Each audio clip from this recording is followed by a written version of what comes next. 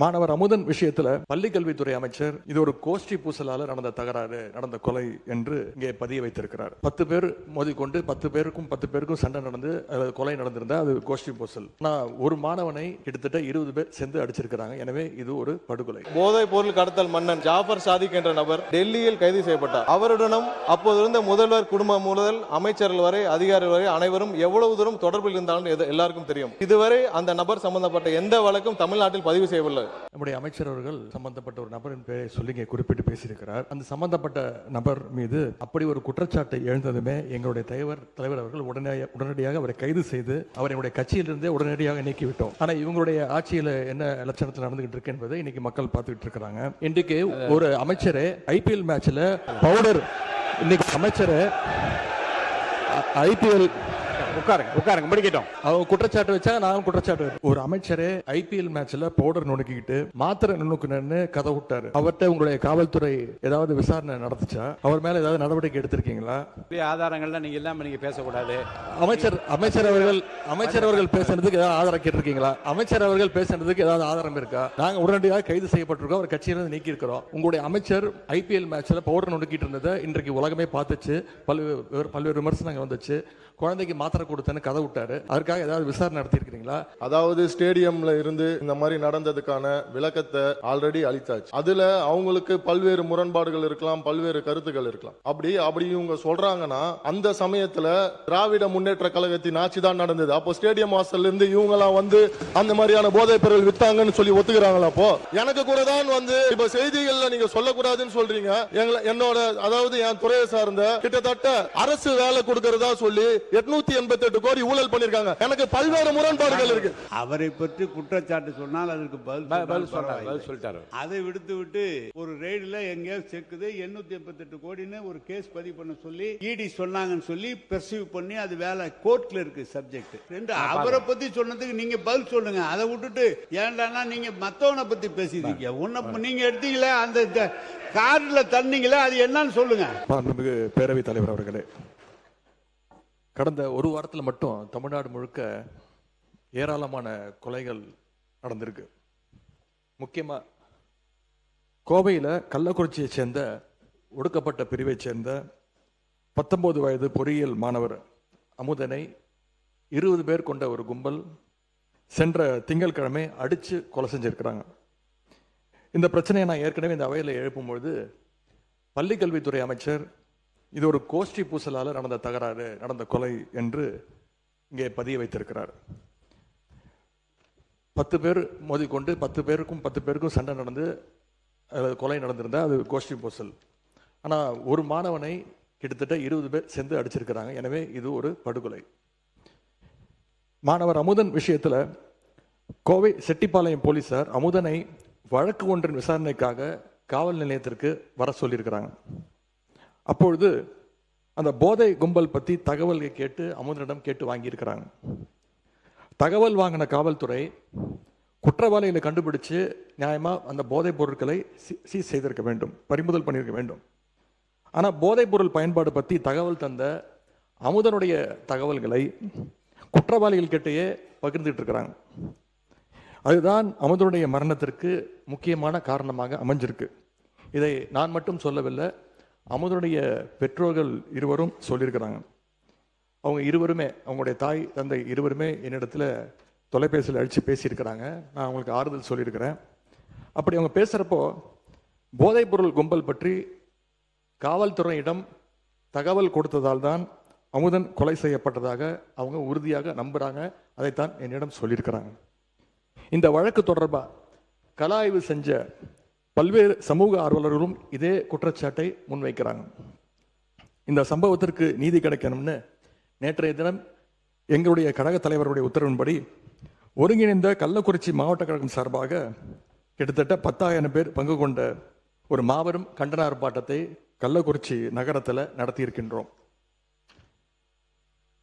இந்த கொலையை ஏதோ ஒரு தனிப்பட்ட சம்பவமாக அல்லது கோஷ்டி பூசலாகவோ நாம் கடந்து போய்விட முடியாது. அரசின் அலட்சியத்தால, காவல்துறையுடைய பொறுப்பற்ற போக்கால தான் இந்த கொலை நடந்திருக்கு என்பதுதான் குற்றச்சாட்டு.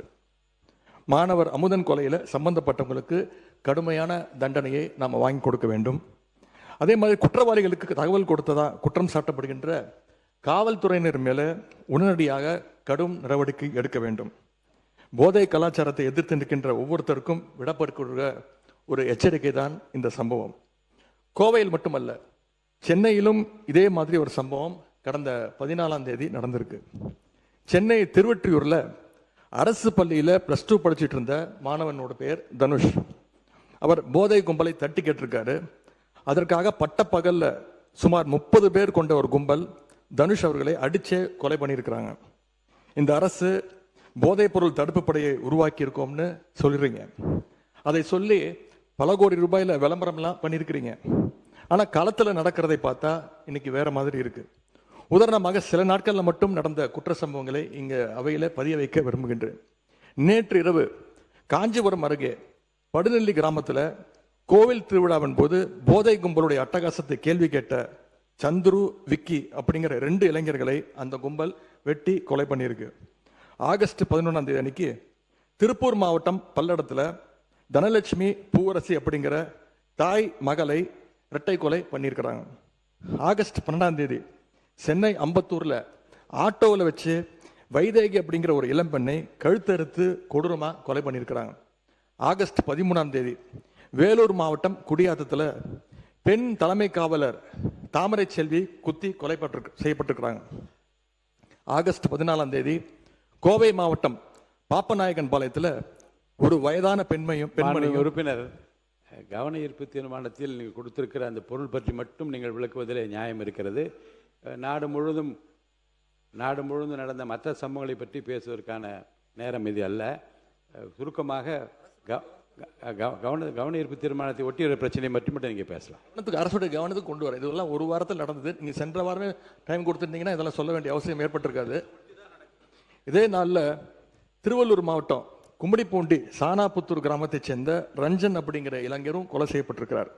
இப்படி கொலைகள் மட்டுமல்ல, பாலியல் வன்கொடை சம்பவங்களும் எக்கச்சக்கமாக சென்ற ஒரு வாரத்தில் மட்டும் நடந்திருக்கு. கிருஷ்ணகிரி மாவட்டத்தில் 9 வயது சிறுமி ஸ்கூல் முடிஞ்சு வீட்டுக்கு போயிட்டு இருந்தப்போ வழியில் கடத்தப்பட்டு பாலியல் வன்கொடுமைக்கு ஆளாக்கப்பட்டிருக்கிறாங்க. அதே மாதிரி தூத்துக்குடி மாவட்டம் ஆறுமுகநேரியில் ஆளுங்கட்சி நிர்வாகிகள் மேலேயே பாலியல் புகார்கள் இன்னைக்கு தொடர்ந்து வண்ணம் இருக்கிறது. அந்த மாவட்டத்தில் ஆளுங்கட்சி நிர்வாகிகள் மேலே வர்ற 2வது பாலியல் குற்றச்சாட்டு இது. ராணிப்பேட்டையில் ஆளுங்கட்சியினுடைய மாவட்ட செயலாளர் திரு விஜய் மோகன் மேலே ஒரு பெண் பாலியல் குற்றச்சாட்டு சொல்லியிருக்கிறாங்க. 100 நாள் சாதனைன்னு இந்த அரசு பெருமை பேசுகிற இதே நேரத்தில் தமிழ்நாட்டில் சட்டம் ஒழுங்கு இந்த 100 நாளில் எந்த அளவுக்கு மோசமாக இருக்குது அப்படிங்கிறதும் இந்த சம்பவங்களே சாட்சி. இது மாதிரியான சம்பவங்கள் தொடராமல் இருக்க இந்த அரசு என்னென்ன நடவடிக்கை எடுக்க போகுது? மிக முக்கியமாக பள்ளி கல்லூரிகளில் வன்முறைக்கு எதிராகவும் ஒழுக்கத்தை வளர்த்தெடுக்கவும் கவுன்சிலிங் வகுப்புகளை நடத்த வேண்டும்னு இந்த அரசை கேட்டுக்கொள்கின்றோம். போதைக்கு எதிரான தொடர் விழிப்புணர்வை ஏற்படுத்தணும்.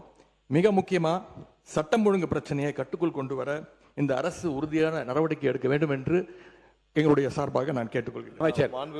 அமைச்சர் அவர்களே, கோயம்புத்தூர் மாவட்டம் மலுமிச்சம்பட்டியில் அமைந்துள்ள தனியார் கல்லூரி மாணவர் அமுதன் கொலை சம்பந்தப்பட்ட விஷயத்தில் கடந்த 10/8/2026 அன்று கோயம்புத்தூர் மலுமிச்சம்பட்டியில் உள்ள தனியார் கல்லூரியில் 3ஆம் ஆண்டு பயின்று வரும் 19 வயதுடைய மாணவர் அமுதன் அதே கல்லூரியில் பயிலும் சக மாணவர்களால் தாக்கப்பட்டு உயிரிழந்த சம்பவம் தொடர்பாக காவல்துறையின் முதற்கட்ட விசாரணையில் 9/8/2026 அன்று இரவு 8 மணி அளவில் 2ஆம் ஆண்டு பயிலும் அமுதனின் நண்பர்களும் 4ஆம் ஆண்டு பயிலும் சில மாணவர்களுடன் இடையே ஏற்பட்ட தகராறு காரணமாக 4ஆம் ஆண்டு பயிலும் மாணவர்கள் 2ஆம் ஆண்டு பயிலும் மாணவர்கள் மீது முதலில் தாக்குதல் நடத்தியதாக தெரிய வருகிறது. இதனால் ஏற்பட்ட முன்விரோதம் காரணமாக 10/8/2026 அன்று அதிகாலை 1:30 மணி அளவில் அமுதனும் அவரது நண்பர்களும் ஏற்கனவே தகராறில் ஈடுபட்ட 4ஆம் ஆண்டு பயிலும் மாணவர்களை மலுமிச்சம்பட்டியில் தங்கியிருந்த அறைக்கு சென்று தாக்கியுள்ளனர். இதனைத் தொடர்ந்து ஒத்தைக்கால் மண்டபம் பூங்கா நகரில் உள்ள மற்றொரு அறைக்கு சென்று அதிகாலை 5 மணி அளவில் அங்கிருந்த மாணவர்களை தாக்கிவிட்டு கைபேசிகளை எடுத்துக்கொண்டு கார் மற்றும் இருசக்கர வாகனங்கள் தப்பிச் சென்றுள்ளனர். காயமடைந்த மாணவர்கள் தனியார் மருத்துவமனையில் சிகிச்சை பெற்றுள்ளனர். மாண்புமிகு பேரவைத் தலைவர் அவர்களே, மேற்கண்ட தாக்குதலுக்குள்ளான மாணவர்கள் அமுதனையும் அவரது நண்பர்களையும் 10/8/2026 அன்று காலை 8:30 மணி அளவில் வழிமறித்து தாக்கியுள்ளனர். இச்சம்பவத்தில் காயமடைந்த ஒருவர் அங்கிருந்து தப்பிச் சென்ற நிலையில் மேற்படி மாணவர்கள் அமுதனை தொடர்ந்து தாக்கிவிட்டு அவரை சுமார் 10:30 மணி அளவில் இருசக்கர வாகனத்தில் அழைத்துச் சென்று மலுமச்சம்பட்டியில் உள்ள அமுதனின் நண்பரின் அறையில் விட்டு சென்றுள்ளனர். சுமார் மதியம் 3 மணி அளவில் அமுதன் மயக்க நிலையில் இருந்ததைக் கண்டு அவரை தனியார் மருத்துவமனையில் அனுமதிக்கப்பட்ட நிலையில் அவரை பரிசோதித்த மருத்துவர் அவர் ஏற்கனவே இறந்து விட்டதாகவும் தெரிவித்ததோடு காவல்துறைக்கு தகவல் தெரிவித்துள்ளார். அதனைத் தொடர்ந்து அன்றைய தினமே கோயம்புத்தூர் மாவட்டம் செட்டியபாளையம் காவல் நிலையத்தில் பல்வேறு சட்டப்பிரிவுகளின் கீழ் 2 வெவ்வேறு குற்றவியல் வழக்குகள் பதிவு செய்யப்பட்டுள்ளன. பின்னர் அமுதன் இறந்ததைத் தொடர்ந்து SC/ST அதாவது வன்கொடுமை தடுப்பு சட்ட பிரிவு இவ்வழக்கில் சேர்க்கப்பட்டுள்ளது. பிரேத பரிசோதனைக்கு பிறகு 11/8/2026 அன்று சுமார் 5 மணி அளவில் அவரது உடல் பெற்றோரிடம் ஒப்படைக்கப்பட்டது. மாண்புமிகு பேரவைத் தலைவர் அவர்களே, மாணவர் அமுதன் கொலை செய்யப்பட்டது தொடர்பாக பதிவு செய்யப்பட்ட குற்றவியல் வழக்கு எண் 310/2026 கீழ் இதுவரை 14 பேர், நேற்று இரவு ஒருவர் கூடுதலாக இதுவரை 15 பேர் கைது செய்யப்பட்டு நீதிமன்ற காவலுக்கு அனுப்பப்பட்டுள்ளனர். மேலும் அமுதன் உள்ளிட்டோர் சக மாணவர்களை தாக்கியது தொடர்பாக பதிவு செய்யப்பட்ட குற்றவியல் வழக்கு எண் 309/2026 கீழ் 2 பேர் கைது செய்யப்பட்டுள்ளனர். காவல்துறையினரின் தீவிர விசாரணையின் அடிப்படையில் 9/8/2026 அன்று ஏற்பட்ட இரு குழுக்களுக்கிடையிலான பழிவாங்கும் நோக்கிலான தாக்குதலை அமுதனின் மரணத்திற்கு வழிவகுத்ததாக என்று தெரிய வந்துள்ளது. இவ்வழக்கு தொடர்பாக போதைப் பொருள் பயன்படுத்தியதாக புகாரிலோ காவல்துறையின் விசாரணையிலோ அறியப்படவில்லை. மேலும் பழிவாங்கும் சம்பவங்களை தடுக்க தேவையான தடுப்பு நடவடிக்கைகள் மேற்கொள்ளப்பட்டு நிலைமை தொடர்ந்து உன்னிப்பாக கண்காணிக்கப்பட்டு வருகிறது. மாண்புமிகு முதலமைச்சர் அவர்களின் ஆணைக்கிணங்க மாணவர் அமுதன் இறப்பின் காரணமாக துயரத்தில் இருக்கும் குடும்பத்தினரே மாண்புமிகு சமூக நீதித்துறை அமைச்சர் திரு வன்னியரசு அவர்களும் மற்றும் மாண்புமிகு பிற்படுத்தோர் நலத்துறை அமைச்சர் திரு வி சம்பத்குமார் அவர்களும் 15/8/2026 சனிக்கிழமை என்று நேரில் சந்தித்து ஆறுதல் தெரிவித்தனர். மேலும் வன்கொடுமை தடுப்பு சட்டத்தின் கீழ் பாதிக்கப்பட்ட குடும்பத்தினருக்கு முதற்கட்டமாக ரூபாய் 6 லட்சம் அவரது குடும்பத்தினருக்கு வழங்க ஆணையிடப்பட்டுள்ளது. மாண்புமிகு பேரவைத் தலைவர் அவர்களே, இந்த வழக்கை பொறுத்தவரை போதைப் பொருள் பயன்படுத்துவதை பார்த்து காவல்துறையிடம் புகார் அளித்தவர்களின் விவரங்களை காவல்துறையினர் சம்பந்தப்பட்ட நபர்களும் தெரிவித்ததாகவும் அதன் காரணமாக புகார் அளித்தவரை சரமாரியாக தாக்கப்பட்டு உயிரிழந்ததாகவும் எதிர்க்கட்சி உறுப்பினர்கள் தெரிவித்துள்ளபடி எந்த ஒரு சம்பவமும் இவ்வழக்கில் நடைபெறவில்லை என்பதை தெளிவுபடுத்த விரும்புகிறோம். மேலும் இவ்வழக்கு போதைப் பொருள் தொடர்பான வழக்கும் அல்ல, இது வேறு மாணவர் குழுக்களுக்கு இடையே ஏற்பட்ட முன்னுரிதம் மற்றும் அதனை தொடர்ந்து மேற்கொள்ளப்பட்ட பழிவாங்கும் நோக்கிலான தாக்குதலின் காரணமாகவே இச்சம்பவம் நடைபெற்றுள்ளது. எனவே உண்மை நிலவரத்திற்கு மாறாக இவ்வழக்கை போதைப் பொருள் தொடர்பான சம்பவமாக சித்தரித்து வழக்கின் உண்மைத்தன்மையை திசை திருப்ப வேண்டாம் என்பதை இந்த நேரத்தில் தெரிவித்துக் கொள்ள கடமைப்பட்டுள்ளேன். மாணவர் அமுதன் கொலை செய்யப்பட்ட சம்பவத்தை பொறுத்தவரையில் உண்மையை மறைக்க வேண்டிய அவசியம் காவல்துறைக்கோ அரசுக்கோ இல்லை. இவ்வழக்கில் காவல்துறையினர் எந்தவித காலதாமதமின்றி SC/ST அதாவது வன்கொடுமை தடுப்பு சட்டம் உள்ளிட்ட பிரிவுகளின் கீழ் வழக்கு பதிவு செய்து குற்றவாளிகளை விரைவாக கைது செய்யப்பட்டுள்ளனர். இவ்வழக்கினை தொடர்ந்து கண்காணித்து 3 மாதத்திற்குள் குற்றப்பத்திரிகை தாக்கல் செய்து இவ்வழக்கில் தொடர்புடையவர்களின் மீது துரித நடவடிக்கை எடுத்து உரிய தண்டனை பெற்றுத்தர மாண்புமிகு முதலமைச்சர் அவர்கள் ஆணையிட்டுள்ளார். நமது அரசு என்றென்றும் சட்டம் ஒழுங்கு பேணி காப்பதிலும் எந்தவித சமரசமும் இல்லாமல் துரித நடவடிக்கை எடுத்து வருகிறது. மேலும் பாதிக்கப்பட்ட குடும்பத்தினரும் துணை நிற்கும் என்பதை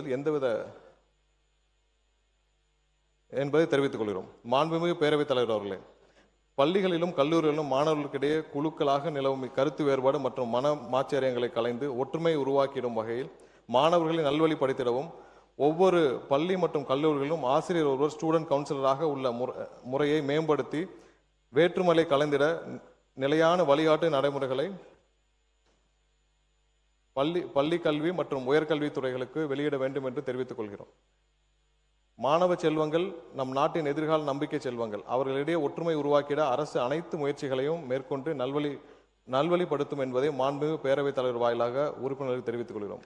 அத்துடன் இங்கே கூறப்பட்ட பல்வேறு உறுப்பினர்கள் போதைப் பொருள் பழக்கத்தை தமிழகத்தில் நிலவும் போதைப் பொருள் பழக்கத்தை பற்றி குறிப்பிட்டார்கள். நாம் இங்கேயும் கடந்த 5 ஆண்டுகளாக தமிழகத்தில் நிலவும் போதைப் பொருள் பழக்கத்தை பற்றி நாம் இங்கே அனைவரும் அறிந்த விஷயம்தான். ஏற்கனவே உலக இன்டர்நேஷனல் போதைப் பொருள் கடத்தல் மன்னன் ஜாஃபர் சாதிக் என்ற நபர் டெல்லியில் கைது செய்யப்பட்டார். அப்போது இருந்த முதல்வர் குடும்பம் முதல் அமைச்சர்கள் வரை அதிகாரிகள் வரை அனைவரும் எவ்வளவு தூரம் தொடர்பில் இருந்தாலும் எல்லாருக்கும் தெரியும். இதுவரை அந்த நபர் சம்பந்தப்பட்ட எந்த வழக்கும் தமிழ்நாட்டில் பதிவு செய்யவில்லை. கடந்த 5 ஆண்டுகளில் எல்லா வகையிலும் போதைப் பொருள் கல்லூரியிலிருந்து எல்லா இடங்களும் அதிகமாக இருக்கிறது என்பதில் எந்த மாற்று கருத்தும் இல்லை. அதை தடுக்க மாண்புமிகு முதலமைச்சர் அவர்கள் அனைத்து வகையிலும் தேவையான சட்டப்பூர்வ நடவடிக்கைகளும் அனைத்தையும் எடுத்துக்கொண்டிருக்கிறார். நமது அரசின் கொள்கையும் போதைப் பொருள் அனைத்து வகையிலும் கட்டுப்படுத்த வேண்டும் என்பதுதான் முதலமைச்சருடைய முக்கிய கொள்கை. இந்த கடந்த ஆட்சியில் இந்த ஜாஃபர் சாதிக் போன்ற இன்டர்நேஷனல் போதை கடத்தல் மன்னன் எப்படி முதலமைச்சர் குடும்பம் முதல் அனைத்து அமைச்சர்கள் வரை தொடர்பில் இருந்தாரோ அது போன்ற எந்த ஒரு சம்பவமும் இதுமேல் நடக்காமல் தடுப்பதற்கான தேவையான அனைத்து நடவடிக்கைகளையும் முதலமைச்சர் கண்டிப்பாக எடுப்பார் என்பதை உறுதியாக சொல்லிக்கிறோம். எதிர்கட்சி தலைவர் பாருங்க, மாண்புமிகு எதிர்கட்சி தலைவர் என்ன அவர் அலோவ் பண்ண போறீங்களா இல்லையா? அவர் அலோவ் பண்ணுங்க. எதிர்கட்சி தலைவர் சொன்ன பிறகு நீங்களே எப்படி உட்காருங்க, எல்லாரும் நீங்க பேசுங்க, மற்றவங்க எல்லாம் உட்காருங்க. எதிர்கட்சி தலைவர் நான் சொன்ன பிறகு அவர் கட்சியை சேர்ந்து நின்று கொண்டு இப்படி செய்வது சரியல்ல. நீங்க மட்டும் பேசுங்க. மாண்புமிகு பேரவைத் தலைவர்களே, நம்முடைய அமைச்சர் அவர்கள் சம்பந்தப்பட்ட ஒரு நபரின் பெயரை சொல்லி இங்கே குறிப்பிட்டு பேசியிருக்கிறார்.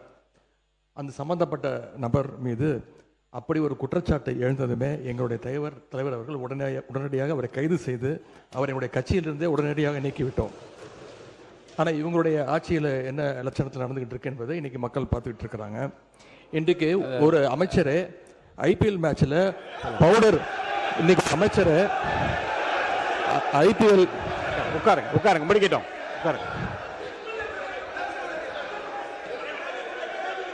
அவங்க குற்றச்சாட்டு வச்சா நான் குற்றச்சாட்டு வைப்பேன். எதிர்கட்சியில் ஒன்று சொல்கிறேன். உங்களுக்கு பேசுவதற்கு நான் அனுமதி அளிக்கிறேன். நியாயமான கருத்து எதிர்கருத்தில் தான் சொல்ல அனுமதி அளிக்கிறேன். ஆனால் உங்கள் கட்சியை சார்ந்தவர்களே நீங்கள் பேசி அப்படி நான் உட்கார அமைச்சர் இருங்க, அமைச்சரை நான் உட்கார சொல்லிவிட்டேன். இல்லை ஒன்று இல்லை, நான் திரும்ப ஒன்று சொல்லுகிறேன். ஒரு கட்சியை சார்ந்த ஒரு நீங்கள் என்ன மாண்பு உறுப்பினர் ஆஸ்டின், நீங்கள் அவருக்காக உங்கள் எதிர்கட்சி தலைவருக்காக பேசுறீங்களா? உட்காருங்க. நீங்கள் அவரை தான் உட்கார சொல்லிட்டேன்ல, நீங்கள் பேசக்கூடாது. உட்காருங்க. ஆஸ்டின் சார் உட்காருங்க. நீங்கள் மாண்பு உறுப்பினர் ஆஸ்டின், உங்களுடைய கட்சியினுடைய தலைவர், நீங்கள் எல்லாம் மதிக்க வேண்டிய, நான் மதிக்க வேண்டிய எதிர்கட்சி தலைவர், அவருக்கு நான் வாய்ப்பு கொடுத்துருக்கிறேன். மாண்புமிகு சட்டத்துறை அமைச்சர் எழுந்த உடனே உட்காருங்கள், பதில் சொல்வார் என்று சொல்லுகிற போது நீங்கள் எல்லாரும் எழுந்தீங்கள் என்றால் அப்போ உங்கள் தலைவருக்கு என்ன மதிப்பு இருக்கிறது? மாண்புமிகு எதிர்கட்சி தலைவர், நீங்கள் பேசுங்க.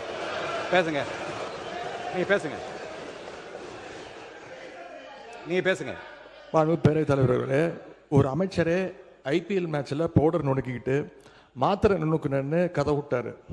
அவர்கிட்ட உங்களுடைய காவல்துறை ஏதாவது விசாரணை நடந்துச்சா? அவர் மேல ஏதாவது நடவடிக்கை எடுத்திருக்கீங்களா?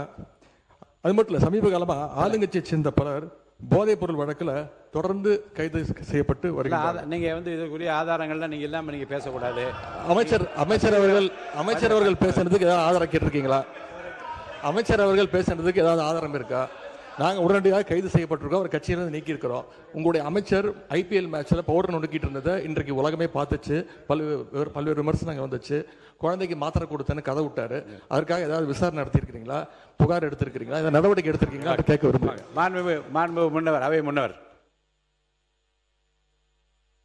மாண்பு பேரவைத் தலைவர் அவர்களே, மாண்பு எதிர்க்கட்சி தலைவர்கள் குற்றச்சாட்டுகள் சொல்வதற்கு முன்னால் ஒன்றின் பின் ஒன்றாக பல குற்றச்சாட்டுகள் இங்கே சொன்னார்கள். அதற்கான ஆதாரத்தை உங்களிடத்திலே தந்து அதற்கு பிறகு அவர் பேசியிருக்கிறார் என்பதை நான் அறிய விரும்புகிறேன்.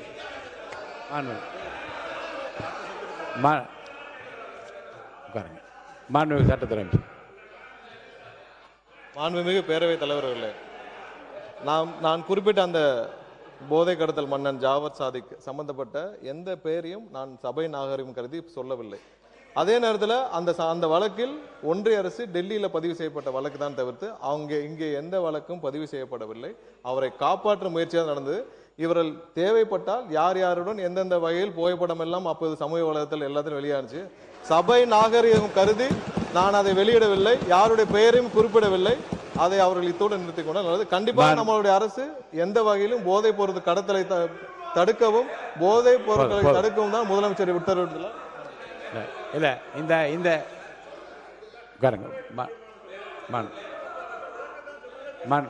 உறுப்பினர் மனிதவளத்துறை அமைச்சர் அவர் சொல்லட்டும், அவரை பத்தி சொன்னதுனால சொல்லட்டும். மனிதவளத்துறை அமைச்சர். மாண்புமிகு பேரவைத் தலைவர் அவர்களே, அதாவது ஸ்டேடியம்ல இருந்து இந்த மாதிரி நடந்ததுக்கான விளக்கத்தை ஆல்ரெடி அளித்தாச்சு. அதுல அவங்களுக்கு பல்வேறு முரண்பாடுகள் இருக்கலாம், பல்வேறு கருத்துக்கள் இருக்கலாம். அப்படி இவங்க சொல்றாங்கன்னா அந்த சமயத்துல திராவிட முன்னேற்ற கழகத்தின் ஆட்சி தான் நடந்தது. அப்போ ஸ்டேடியம் வாசல்ல இருந்து இவங்கெல்லாம் வந்து அந்த மாதிரியான போதைப் பொருள் வித்தாங்கன்னு சொல்லி ஒத்துக்கிறாங்களா? அப்போ அதனால ஆதாரம் இல்லாமல் விளக்கம் கொடுத்ததுக்கு அப்புறமும் தேவையில்லாத பேச எனக்கு கூட தான் வந்து இப்ப செய்திகள்ல நீங்க சொல்லக்கூடாதுன்னு சொல்றீங்க. என்னோட அதாவது என் துறையை சார்ந்த கிட்டத்தட்ட அரசு வேலை கொடுக்கறதா சொல்லி 888 கோடி ஊழல் பண்ணிருக்காங்க. எனக்கு பல்வேறு முரண்பாடுகள் இருக்கு. அதனால விளக்கம் அளித்ததுக்கு அப்புறம் அது மாதிரி தேவையில்லாத விஷயங்களை கருத்துக்களை தெரிவிக்க வேண்டாம் என்றது பேரவை வாயிலாக நான் தெரிவித்துக் கொள்கிறேன். மாண்பு உறுப்பினர் உட்காருங்க. மாண்பு உறுப்பினர்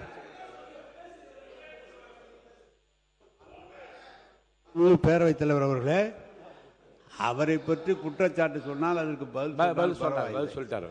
அதை விடுத்து ஒரு ரெய்டில் எங்கேயாவது செக்குது 888 கோடின்னு ஒரு கேஸ் பதிவு பண்ண சொல்லி இடி சொன்னாங்கன்னு சொல்லி பெர்சீவ் பண்ணி அது வேலை கோர்ட்டில் இருக்குது சப்ஜெக்ட். கோர்ட்டில் இருக்கிற சப்ஜெக்டை இவர் கூப்பிட்டு பேசுகிறது அது எப்படி சரியாக இருக்குமா? ஃபுல் விளக்கம் நான் சொல்ல முடியுமா அதுக்கு? எனவே அதை அவை குறிப்பிலிருந்து நீக்க வேண்டும். 1. 2, அவரை பற்றி சொன்னதுக்கு நீங்கள் பதில் சொல்லுங்க. அதை விட்டுட்டு ஏன்டானா நீங்கள் மற்றவனை பற்றி பேசிடுறீங்க. ஒன்றை நீங்கள் எடுத்தீங்களே அந்த காரில் தண்ணீங்களே அது என்னன்னு சொல்லுங்க. பள்ளிக்கல்வித்துறை அமைச்சர் பள்ளிக்கல்வித்துறை அமைச்சர் அவர் பேசி முடிக்கட்டும். உட்காருங்க.